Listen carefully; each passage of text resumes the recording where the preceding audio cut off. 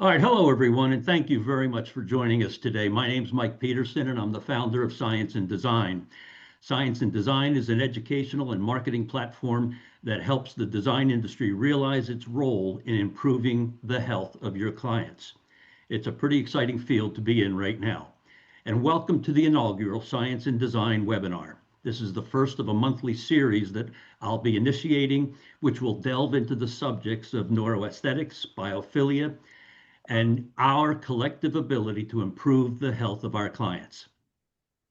Now, I have to say something before we get started, and that is, if you're wondering whether this subject is exciting or not, and it's growing or not, listen to this. Don started me on this trek about 10 years ago. And 6 or 7 years ago, I began speaking on the subject around the country. And most of my presentations were talking to 12, 15, and 20 people. Well, let me tell you that the number of registrations for this webinar was 276 registrations. It is about as exciting a thing as I've been part of in a long time. And I want to tell you that it's not just here in the United States. We have registrants from Canada, from Europe, from Australia, from India, Brazil, and South Africa. How about that? So let me, yes, and by the way, if you would keep yourselves muted so that we can have our conversation. We will, if you have questions, put them in the chat. And we have people. And by the way, if you are from another country and I didn't mention your country, let us know so we have an idea of where you're at right now. So listen, let me introduce my first guest, Don Ruggles, my friend who started me on all this in 2015. Don is an architect and an author of Beauty, Neuroscience, and Architecture, and he's also the executive producer of Built Beautiful, a full-length film documentary on neuroaesthetics and biophilia and the healing power of patterns. My other guest is Erin Orenchak, principal at Elon Design. Erin is one of our first graduates of the Science and Design Certification Program, and she'll be sharing some of her ideas on how she uses Don's teachings in her work. So we're going to get started right away.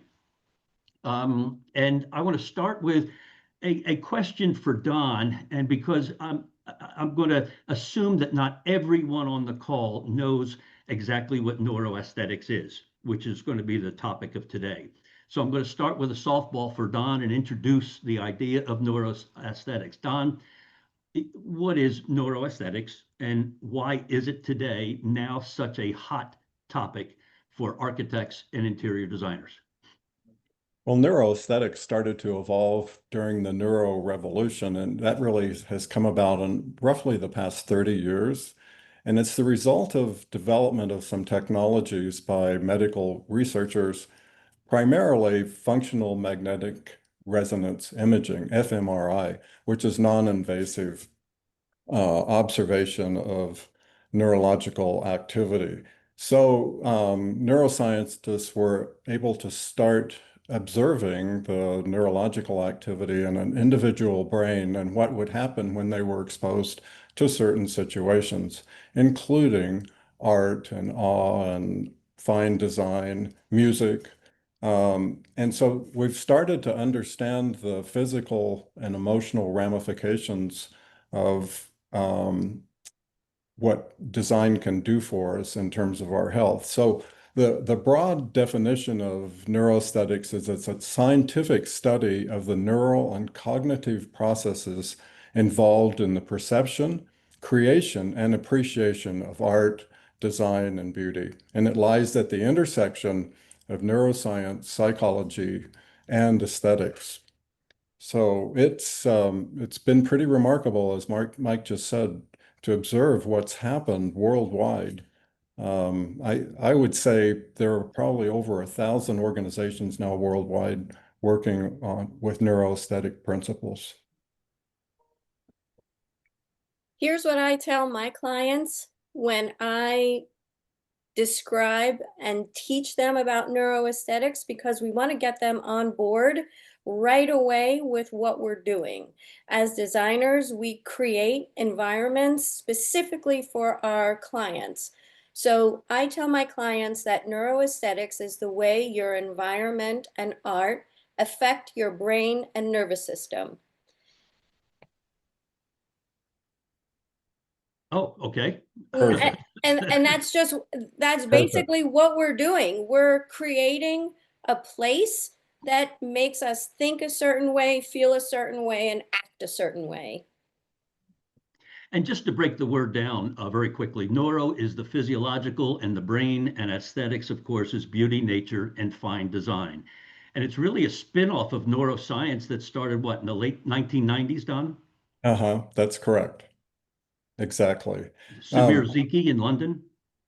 yes, he was one of the forerunners. Then it also came to the United States and was started at the Academy of Neuroscience for Architecture, which is based at the Salk Institute in San Diego. Now, they're mostly, even though it was founded by an architect, they're mostly neuroscientists trying to apply neuroscience to architecture. So it's dense reading, if you will, and pretty esoteric science. However, there always are incredible nuggets in their research and Mhm. the conferences they put on that apply to our profession. And it's just remarkable how much it's growing. And it, Mike, as you know, it does affect our health and well-being. Mhm. Understanding how we respond to fine art and design, nature, there are physical ramifications that are really, really important to us on a positive side, or it can be on the negative side too. So science is starting to tease that out. Yeah, we're actually talking, just so that we know, we're actually talking about your ability as a designer to lower heart rate, to lower blood pressure, and the real benefits, the health benefits of the beauty that it is that you're creating in your work. So that's really the focus of what we're talking about today and what we talk about all the time at Science and Design. So there's one thing that has really been intriguing me over these last couple of years, and that is I didn't realize that who we are today is so very much tied to who we have been.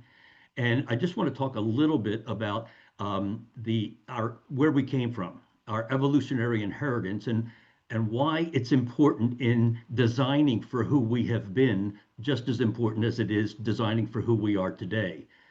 Don, you want to pick up on that? Well, this is a profound concept for neuroaesthetics. Um, as humankind evolved, we were confronted every day, daily, with patterns that either threatened our existence or supported our existence. And over millions of years, and we're talking generally, science takes this back to about 2.5 million years. Um, and so as we were evolving, we had a brain known as the ancient brain, and the patterns that the inhabitants would encounter day after day after day after day, which would again threaten their existence or support their existence, were became embedded in our DNA over millions of years. So there's a whole code that's embedded in the operating system that we're born with that we understand about certain patterns which are good for us and certain patterns which are perceived as not good for us. Now, of course, architecture and design is using patterns. I mean, that's all we do uh, as we compose a design. So a floor plan's a pattern, an elevation is a pattern, a building exterior is a pattern. So these patterns that we evolved with, and there are three general categories of patterns that we evolved with, which are biophilic, biomorphic, which are curvatures and angles from the human body, and bilateral symmetry, which is probably the most profound pattern. So, Mike, does that answer end of your question? Do you want me to keep going? And Aaron, Yeah, I think so. Erin, could you tackle that also from a designer's perspective? From a designer's perspective, we craft the spaces. This is what we mentioned. The number one first priority is to get to know our clients. So when we go back to their ancient brain, which is very much present in all of us, these is lighting. When we design the lighting scheme, we need to know if our client is a early bird or a night owl. How does that light affect them? Where do they fall comfortable? Where is their most optimum peak performance during the day? How can we craft that space? So this evolution, we as a species, you could see that families have early birds and night owls. And it's very funny how in families you can identify who is what and where. And that is basically through the ages has come down through our DNA. That's just one example. That's just one little hint of how that ancient brain has come down to serve us in survival and reward too, for that matter.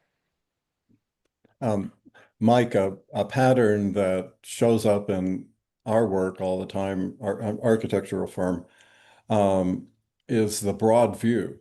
So we have client after client that pays a lot of money to buy these view sites, so whether it's out across the ocean or to look at the mountains or down a long valley, they become emotionally attached to a broad view. I've heard the saying from clients, I don't care what you do with the house, just take care of this view.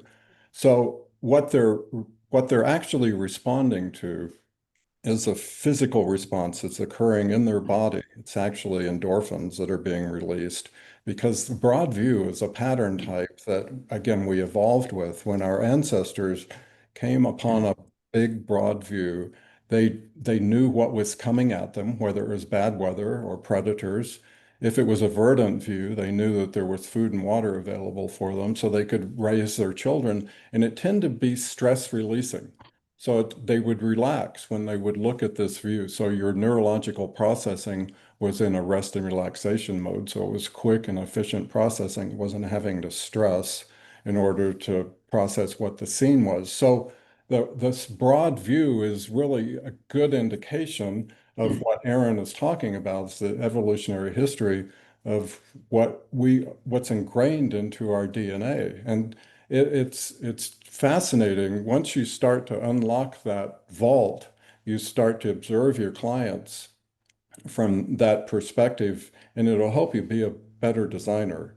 I think it'll give Mhm. you some A hundred clues. percent, Don. Yes, it does. When I can think about the basics, what do these clients respond to? What do they need? What patterns do they like? Are they beach people or mountain people? What it comes down through the culture? That's another one, Mike, for evolution. Mhm. What has Mhm. come down through their culture? What do they know to be right and familiar? And that tends to lean to that's how they want to live. That's what they want to be surrounded by.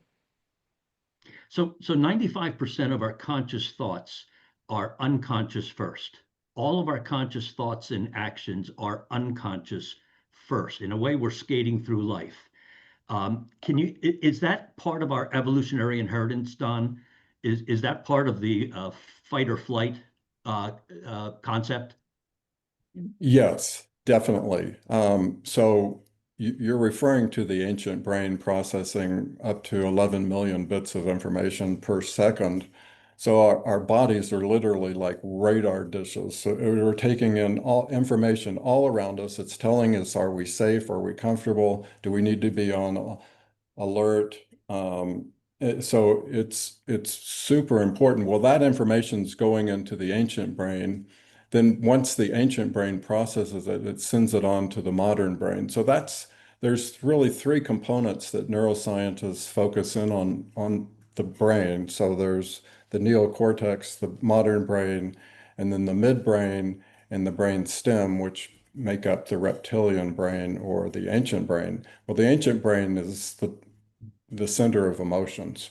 So information comes in first into the ancient brain as emotion, and then it's passed on to the modern brain if it's deemed by the brain as being necessary to be passed on. Only 50 of those 11 million bits are generally passed on per second. So almost all of the processing happens below your conscious awareness. It's only when something is passed on to the neocortex in the modern brain are you aware and it becomes a feeling. So emotions happen first, and then it's passed on to the modern brain and it becomes a feeling. And it's in that feeling when you take action. You can rest in relaxation, or it's fight or flight. And fight or flight is an adrenalized reaction, of course. Erin, do you have a thought on that? Oh, I have lots of thoughts on this. In when we have an environment, so we have front and center, right? Front and center, Don.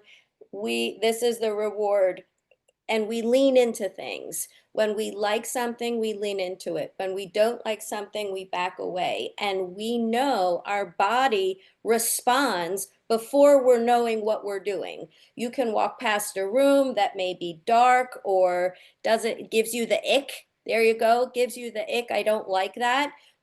That's our body registering all of those cues that it's receiving. This is a good place or this is a bad place. Our job as designers is to create spaces that draw you in. You want to be in there. It's holding you. And so these reactions are felt before they're thought. And when I just designed a room and I go for the feeling. We all know the feeling when you walk into a space. And it's actually one of the reasons why I started with you, Mike. I needed to understand, what is that feeling? When we walk into a space, we have our body responds, oh my God, I love it in here. Why does that happen? And you've all walked into that space and felt it. With neuroaesthetics, we know why. We know why that happens. It's the pattern, the light, the textures, the familiarity. Our brains are responding with, this is a good thing for me and I want to be here. Or I don't really like it in here, get me out of here. So we use these ideas to help our clients. If they need to work and be in their office for 12 hours a day, that better be a nice office that they want to be in there. And we have and it's true, isn't it, that we have, because of the unconscious mind being in control, we have up to what, 3 or 4 seconds to grab the attention. We have 3 or 4 seconds to cause attraction when your client walks into a room you've just designed. Okay, And we can so see it. You look at their body. The words will come. The word, John, I just got a, oh my God, it's beautiful last week. And I always think of you. I always think of you. So you see it. They lean forward, they walk right in, oh, and they want to be with the things and they want to touch something. They don't know why that is. They don't think, oh, I want to go touch that thing. They just do. It's a reaction. It's their body in the driver's seat. And that's what we know about these, the data, like what they are receiving. so Don, did you have something to add? Oh, well, so when you walk into a room that you feel like approaching, which is what Aaron is referring to, approach or avoid are the two primary feelings that happen as a result of our primary emotions, which are survival and pleasure. So when you walk into a room and you have this approach reaction, your brain goes into rest and relaxation mode. So there's your brain can either be stressed out because it's trying to figure out what it's looking at and is it dangerous and is there some action needs to be taken, or it can be in rest and relaxation mode. And when you're there, you're actually lowering your brain waves and increasing the release of endorphins into your bloodstream, which make you feel well. And if it's particularly strong, that release of endorphins, serotonin, oxytocin, dopamine, when those are released, if it's strong enough, you're going to have a reaction, which is it's beautiful.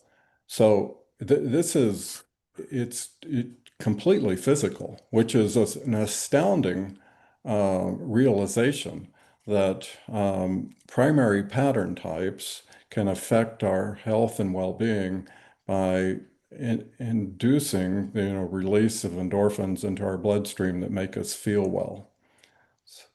Now, everybody goes through life and learns what beauty and pleasure is going to initiate, in them individually. So that's called learning.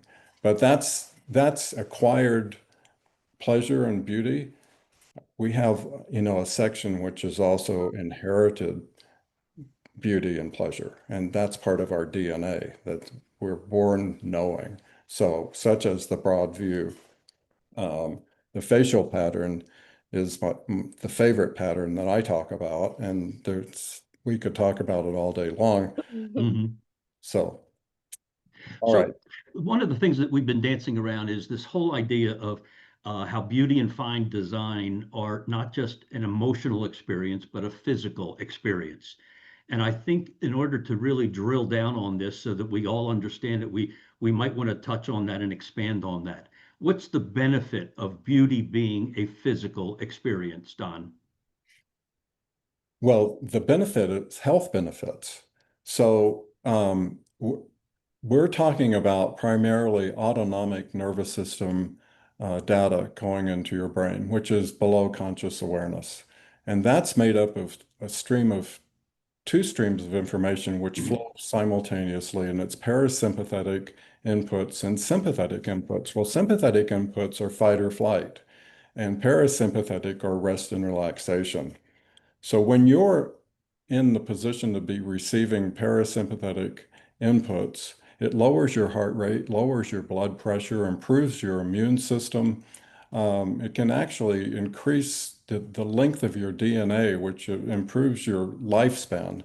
And it also aids in fighting inflammation, which of course science is starting to understand more and more about today and what an important biofactor that is for us.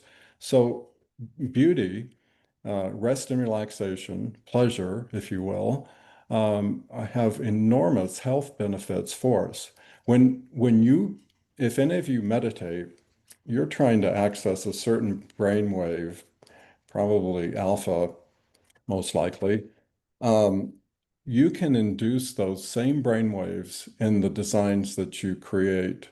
But if you create an environment that has just the right amount of stress and the right amount of rest and relaxation. And science thinks that the balance is about 20% fascination and curiosity and 80% rest and relaxation. So what our firm does is we generally create the architecture that is very composed and kind of soft and receiving biomorphic forms that are approachable, and then use textures in the architecture that are non-threatening, and then allow the artwork, the insertions, sculpture, rugs, let those be the pieces that can generate the curiosity.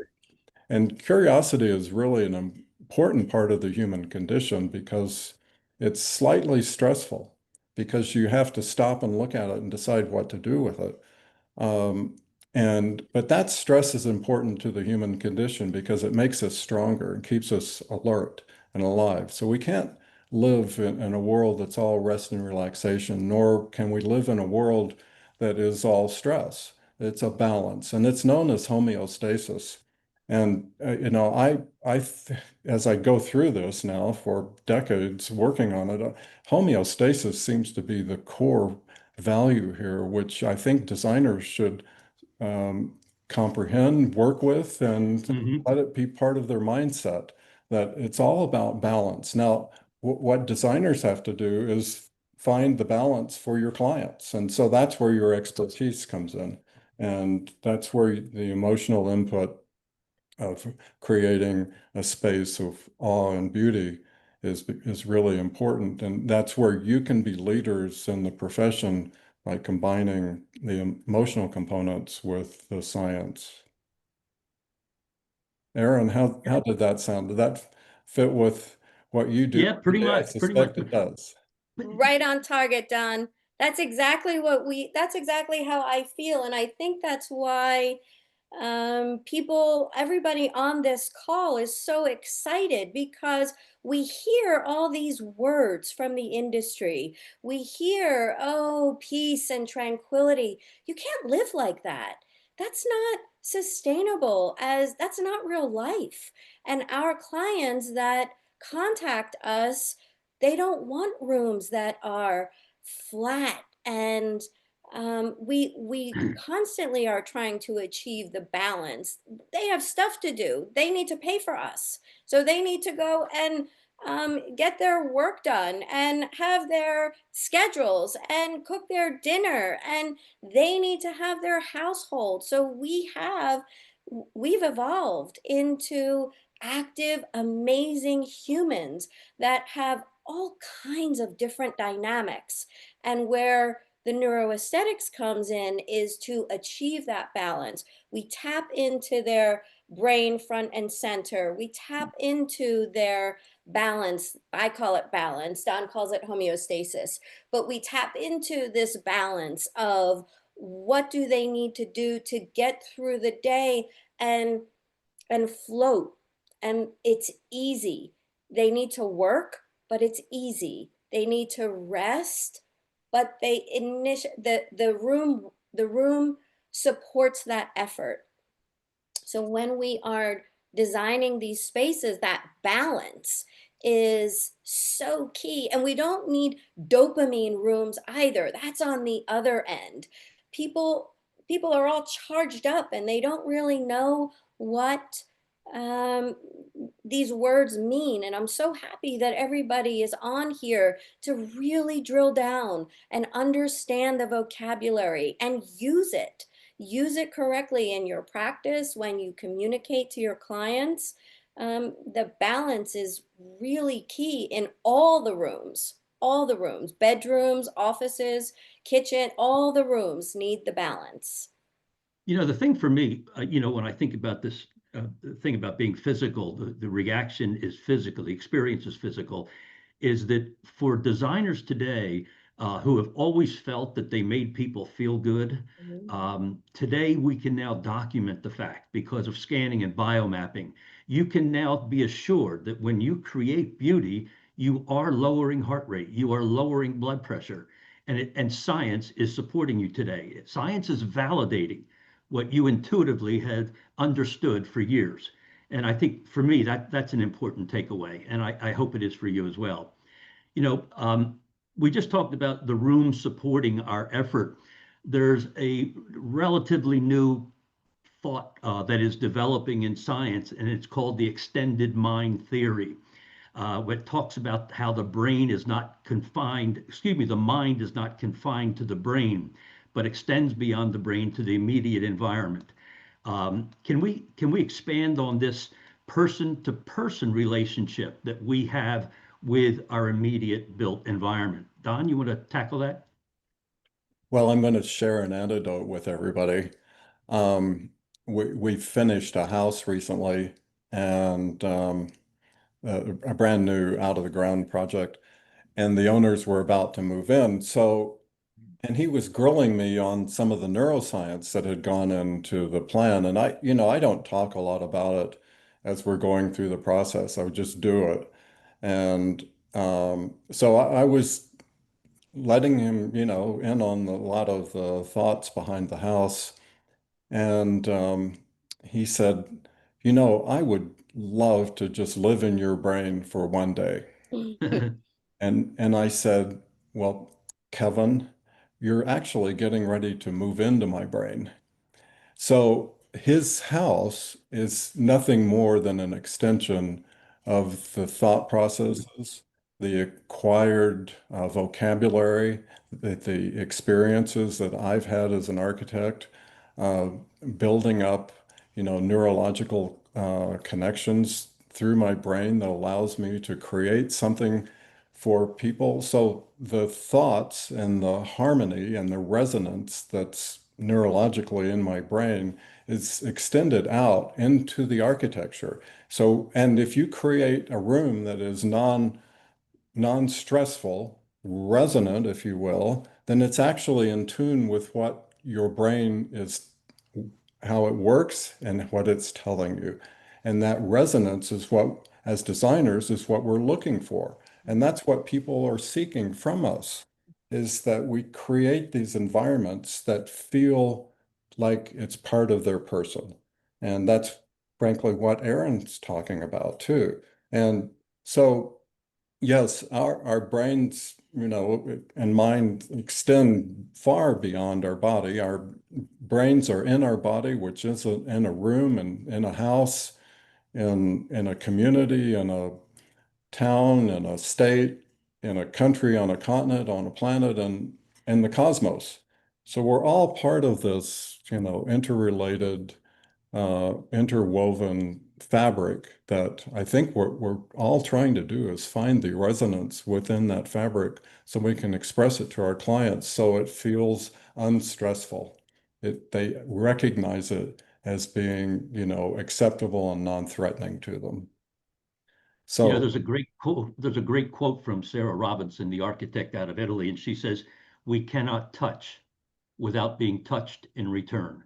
yeah, It's just a reminder of what the immediate environment is doing to us and for us. It's hopefully nourishing us and supporting us. Erin, go That's ahead. what we try to do. That's what designers need to do. And when we design a space, we take our clients step by step, minute by minute through their day, including, and when you wake up and get out of bed, you put your feet on the ground, and what do you feel? This is instantaneous. This is within the first 3 seconds of how you start your day. We have the ability to put a spectacular rug that actually catches them out of the bed and they instantaneously feel happy. They start their day in that zone. If they have something that they see or they walk by, or the kitchen, the light, there's a pile of shoes, all of those thoughts, we can have 50,000 thoughts by the time we get to our coffee. Do we want that to be positive or negative? Do we want to get held up on it, or do we want to continue on and float? Do we want to continue on and support? So as designers, I take step by step. What do you need to feel? Look, how does this need to hit you? Where is the light? Where's the rug? Where's your robe? What, tell me everything. Where do you need to reach for something? I don't want to look for something within the first 5 minutes. Where does that live? We have to create that environment for our people because the house serves. It's meant to serve. I don't want to serve. I don't want to serve my house. I don't want to think, oh, I have to do this for it. I have to do that for it. We create, and that's why we're here, finished spaces. Nothing that Yeah, we have to keep going. yeah. Let me give you another line that I loved. I can't remember where I read it, but since we're all interior designers on this call, listen to this. The task of design is to make visible how the world touches us. And I just thought it's a great sentence, a great line. that's So, terrific. you It's know, awesome, Mike, but it and I don't want to say but And it's also important that we show up in a way that we can touch the world too. We have control over that.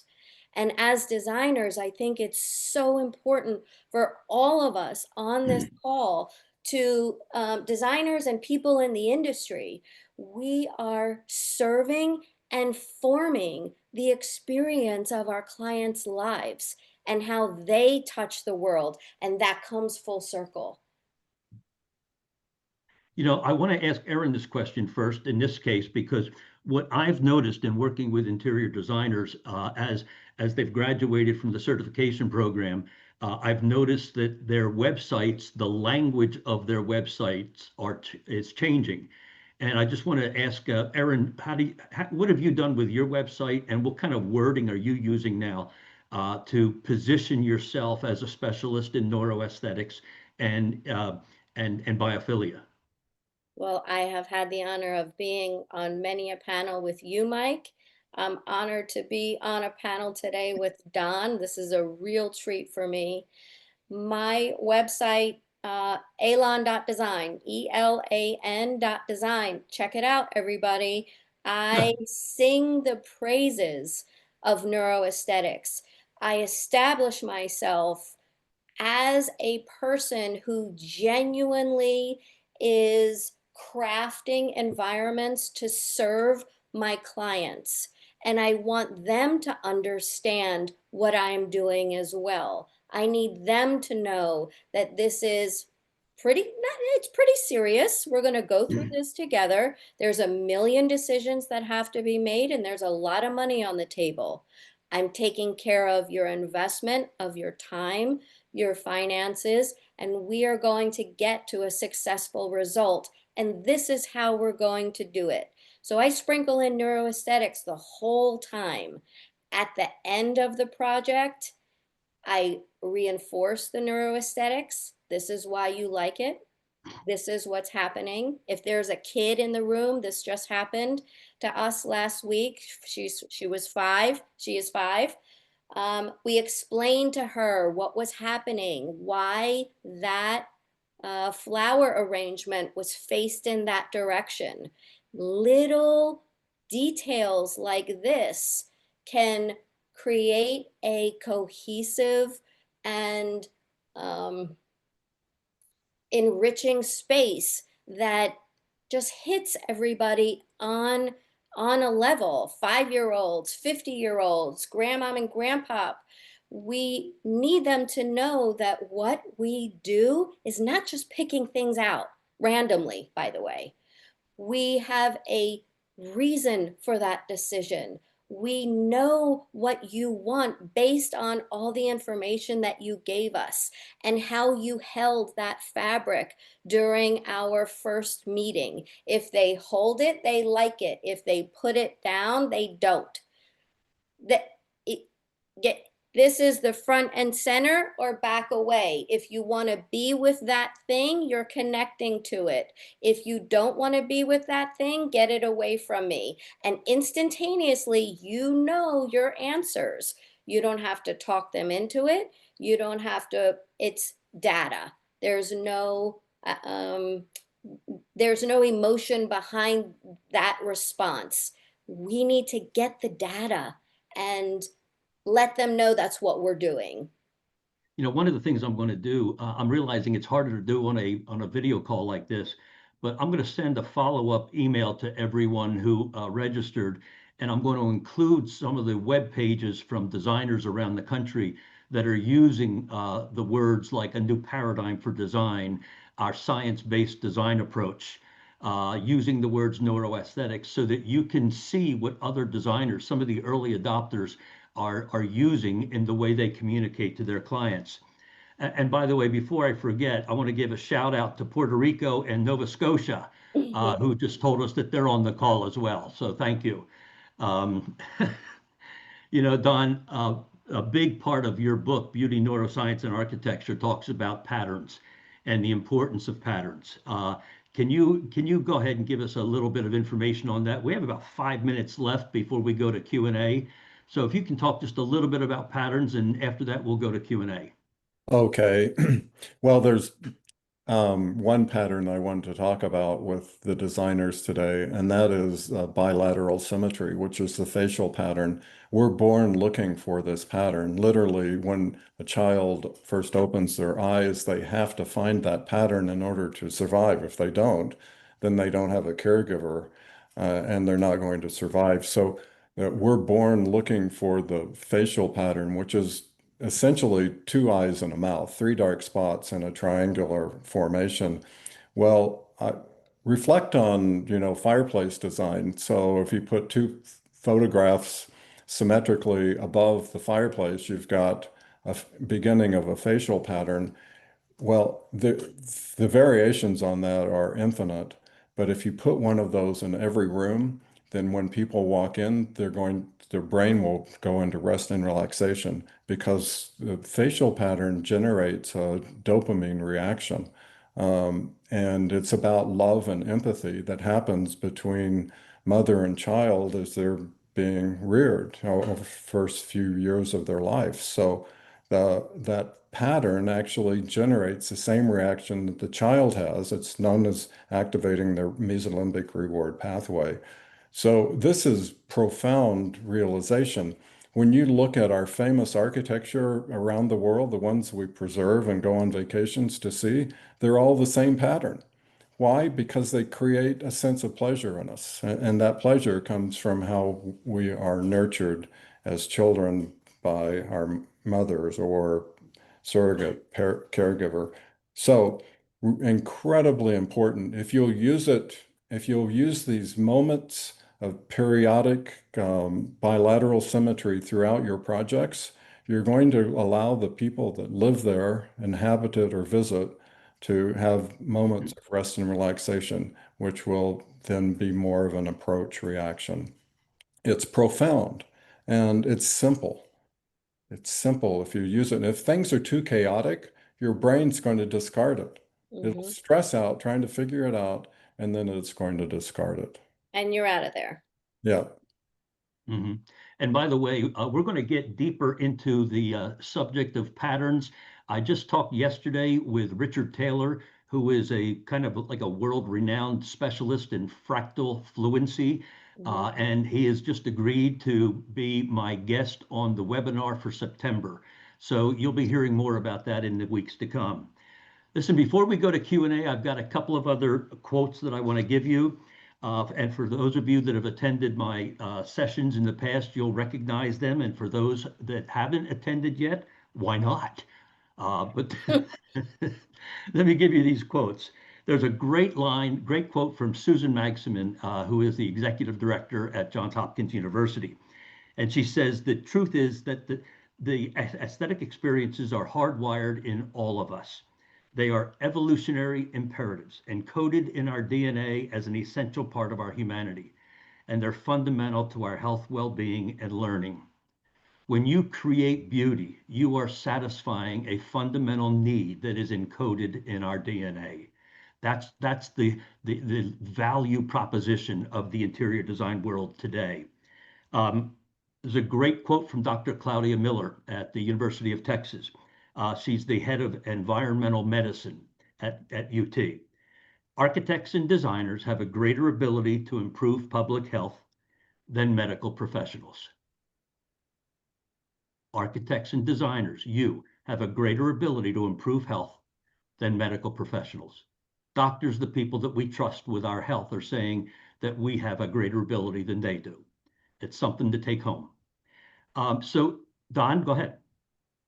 So we just started a new organization at the University of Colorado, where we're combining design education with medical education. So we're trying to break down the silos that exist between the professions and open up dialogue. So it's called Design Health Initiative, and it's at the University of Colorado College of Architecture and Planning.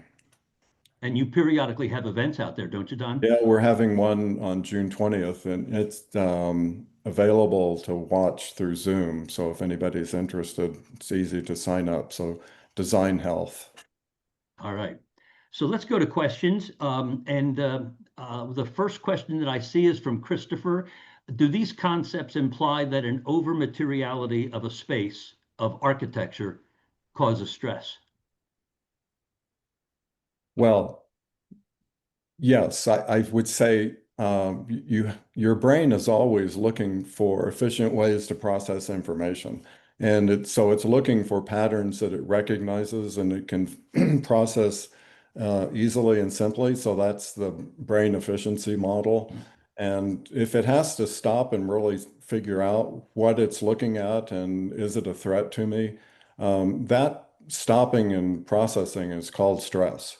And so, and it can be fleeting and, not too impactful, or it can be, if particularly a bad environment, can be really impactful in a negative way. So I think it's incumbent on the designer to create some patterns that the occupants can identify pretty easily.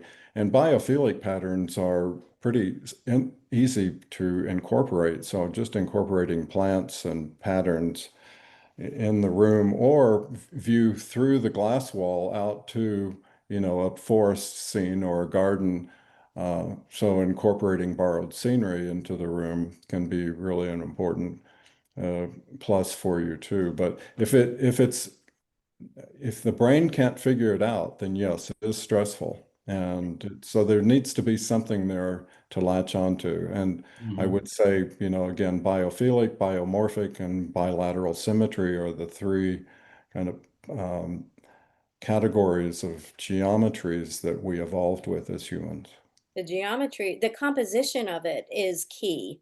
And that's where we as designers come in. I can't necessarily speak to the architectural features other than the surfaces and lighting and molding. I guess I can speak to the architectural features a little bit, but when we compose a space, that structure, that skeleton of the space that we are composing has a composition. It's going to hold and have a conversation with all of the other elements in that space, including the people. So how the people interact with the furnishings, the rugs, the lighting, the artwork, the walls, the ceiling, everything comes into play. It is that conversation. So if that conversation is active and your clients are active and loud and vibrant, that may make sense for them. If your clients are not and quiet and composed and very minimalistic, then that's the composition you're looking for. But we need to tap into and mold the environment that not only enhances the person's well-being and responses, but supports them in a sustainable way, that balance. Mhm. Don, we've got another question from Christopher that's getting some attention from some of the other attendees. And Christopher writes, I'm curious about an architectural comparison between the para and sympathetic sides of the brain. Does it imply that architecture with hard lines and sharp materials works against us as humans? Can modern architecture still speak to our need to rest and relax? I think it's a great question. Yes, thank you. That is really good. So I'm director of the classical studies program at the University of Colorado. So, I've been looking at classical traditional architecture for a long time and trying to apply neuroscience to it. So, traditional architecture is just a series of innovations that society has continued to use. That's tradition. It's so we have to continue to evolve and innovate. Um, but I think it's important to know that our brains don't care what style it is. It's just looking for certain patterns and a certain level of patterning. So it needs small, medium, and large. Your brain is constantly exercising, looking at small things, medium things, and large things. So close view, medium view, and then through the view through the window and out to the trees. So your brain constantly needs that level of detail. So I think contemporary architecture has moved away from a lot of that, which so if the room is too spare, then it's not going to fulfill our need to be neurologically healthy. So that's really important. I think slick surfaces, I think Cleo Right. Valentine recently, Opened it through the letterbox. excuse me. You need to check to see if it's damaged. Okay. Anyway, Cleo Valentine recently issued a paper from University of Cambridge showing that slick surfaces are actually stress inducing and also drawing parallel lines with strong backgrounds are stress. Excuse me, hold on, Don. If everybody could mute themselves, I know. if everybody could mute themselves, please. From the ARB. Tell you what, There was an error in my CPD Mike, can you do it? because of Yeah, I'm going to try. Hold on. Yeah, there you go. So I got an email saying you will be facing. Dilo, I think discipline that's action, you. Your registration is invalid, etc. All right, Erin and Don, if you would unmute yourself. I'm here.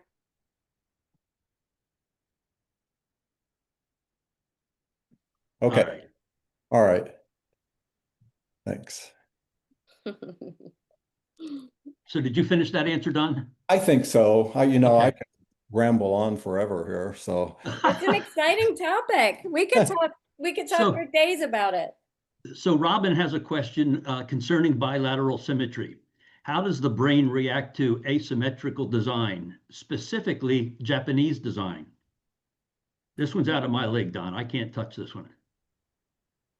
So look, it doesn't have to be symmetrical to be accepted by your brain as being a left, center, right, top, center, bottom composition. Think of some of the great contemporary artwork, particularly even by Rothko or Hopper.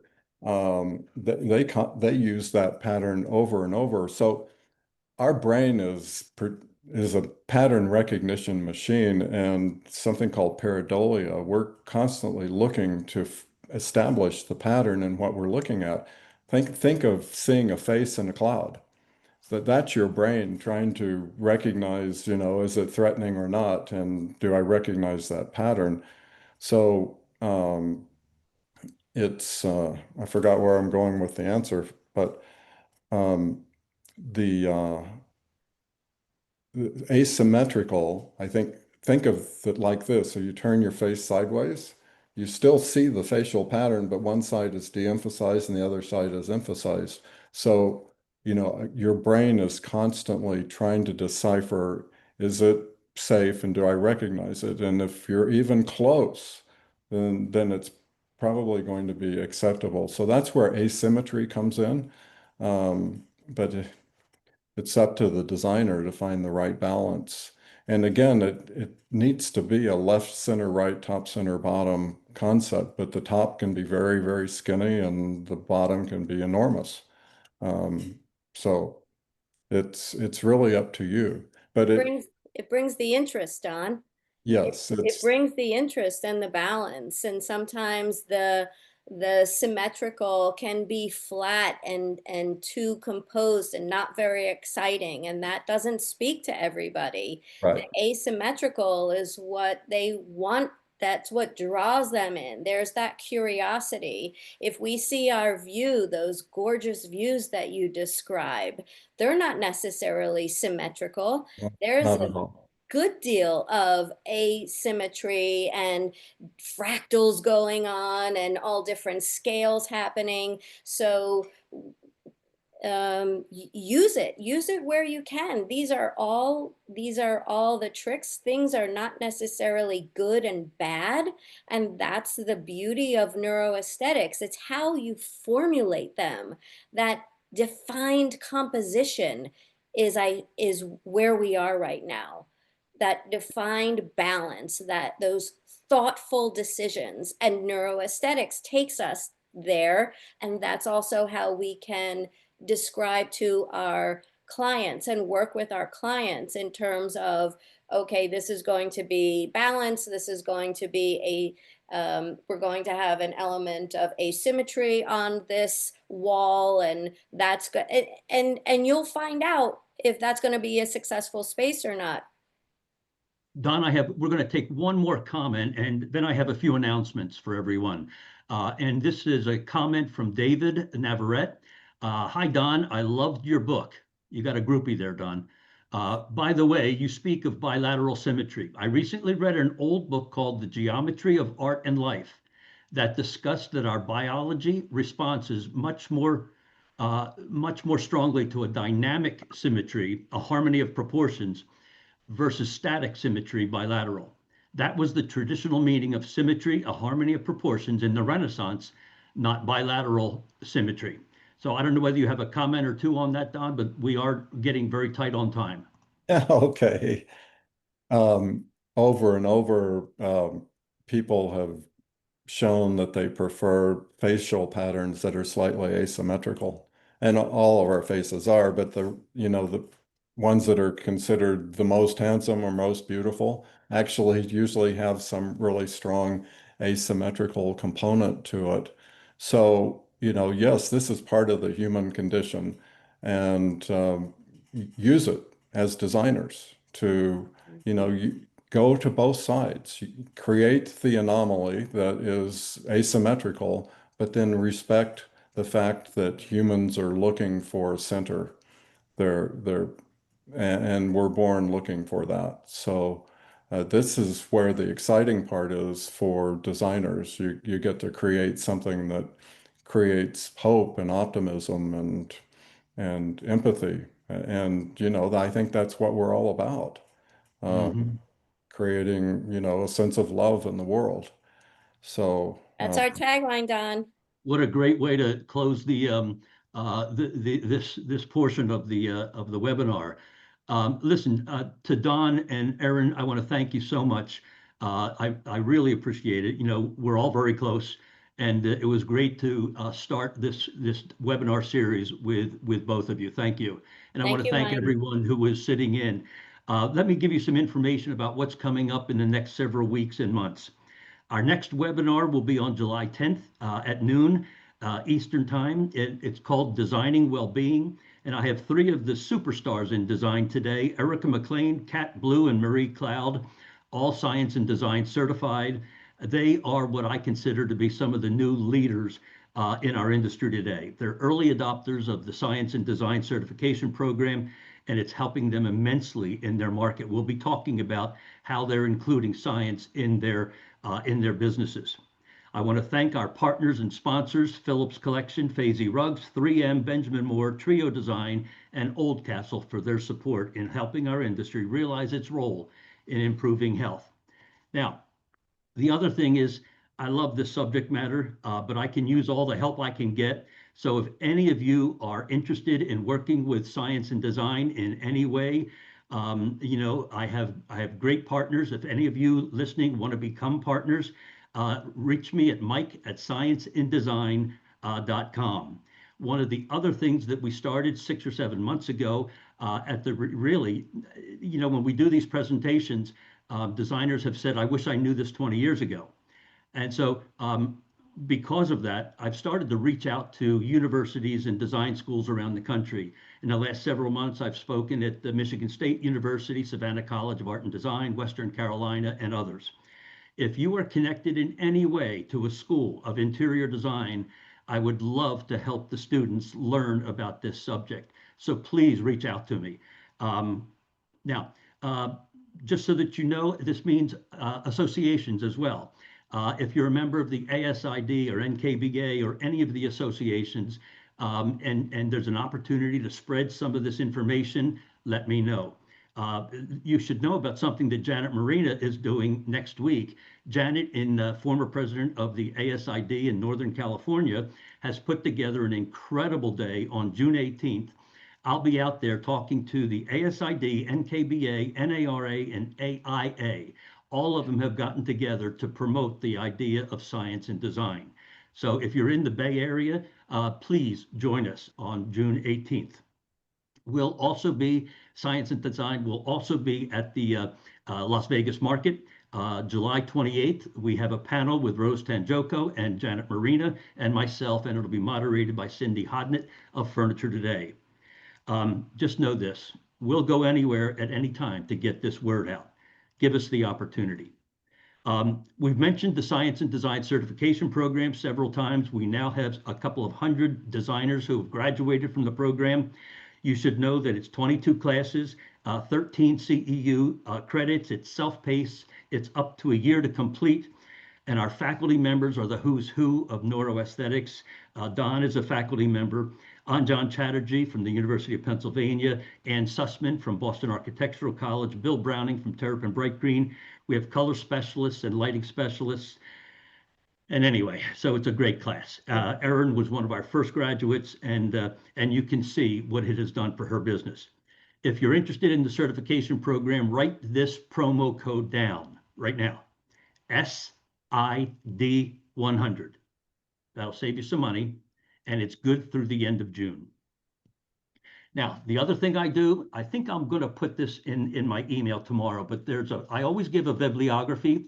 There are 5 books that you should know about: Beauty, Neuroscience, and Architecture from Don, Constructing Health from Ty Farrow, Cognitive Architecture from Ann Sussman, Mind in Architecture from Sarah Robinson, and The Shape of Green from Lance Hosey. And I'll put all 5 books in my email to everyone tomorrow.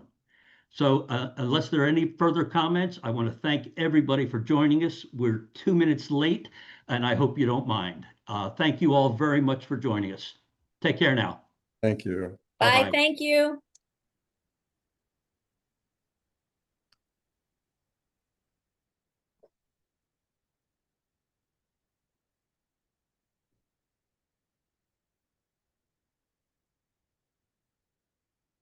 Good. A lot of nice comments.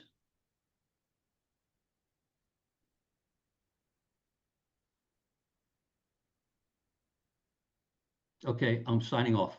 Bye, See ya. Mike. That was Bye. great. Yep.